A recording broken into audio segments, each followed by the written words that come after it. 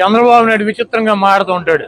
ఒక 420 చంద్రబాబు గారు అంటేనే ఆడు 420 గాడు. ఎందుకంటే జగన్మోహన్ రెడ్డి గారు అభ్యర్థులను మారుస్తున్నాడంట. ఎంఆర్ఓలకి ట్రాన్స్ఫర్లు ఉంటాయి, అధికారులకు ట్రాన్స్ఫర్లు ఉంటాయి, ఎమ్మెల్యేలకు కూడా ట్రాన్స్ఫర్లు ఉంటాయి అంటాడు.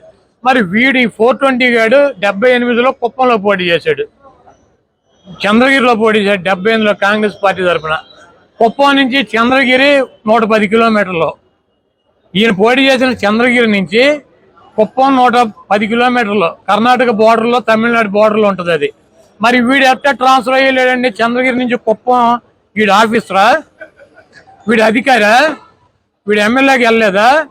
అన్ని సొల్లు, నాకు సొల్లు మాటలు, సొల్లు. నా ట్రాన్స్ఫర్లు ఉంటాయని నాకు తెలియదు. విచిత్రంగా ఈడే కదా అసలు ట్రాన్స్ఫర్ ఎప్పుడు 89లో వెళ్ళాడు, 30 సంవత్సరాల నాడు వెళ్ళాడు ఈ ట్రాన్స్ఫర్ అయ్యి చంద్రగిరి నుంచి కుప్పం. మరి వీడి కొడుకు అక్కడ మంగళగిరిలో స్కూల్లో చదువుకున్నాడా? వీడు ఊరు మంగళగిరా, లేకపోతే వీడు పుట్టింది వీడు పెరిగింది మంగళగిరా?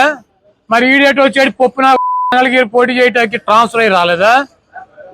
హైదరాబాద్ లో చేయొచ్చుగా, లేకపోతే ఆడి బాబు చంద్రగిరిలో చేయొచ్చుగా. మరి పవన్ కళ్యాణ్ భీమవరంలో పుట్టి గోళీలు ఆడాడా, లేదా గాజువాకలో సంక్రాంతాడా? వీళ్ళు అసలు బాబు కొడుకు పార్ట్నర్ దత్తపుత్రుడు అందరూ కూడా వలస వెళ్ళి అక్కడెక్కడ పోటీ చేసేవాళ్లే. వీళ్ళకంట ట్రాన్స్ఫర్లు ఉంటాయని తెలియదంట. ఓరిడి అమ్మ చంద్రబాబు నటన చూస్తే మామూలుగా ఇంటి వారు సిగ్గుపడతాడు. ఆయనే చెప్పాడు నా అల్లుడు పెద్ద నటుడు అని చెప్పి.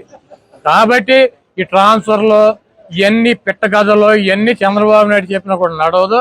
చంద్రబాబు నాయుడు, పవన్ కళ్యాణ్, లోకేష్ నిన్న మొన్న యుద్ధం ప్రకటించారు. జగన్మోహన్ రెడ్డి గారు ఆల్రెడీ యుద్ధం ప్రకటించి 12 ఏళ్ళు అయింది. సోనియా గాంధీని మట్టి కరిపించాడు, చంద్రబాబు నాయుడిని పాపరం చేశాడు, పవన్ కళ్యాణ్ కనీసం ఎమ్మెల్యే కూడా చేయకుండా జరగకుండా చూశాడు.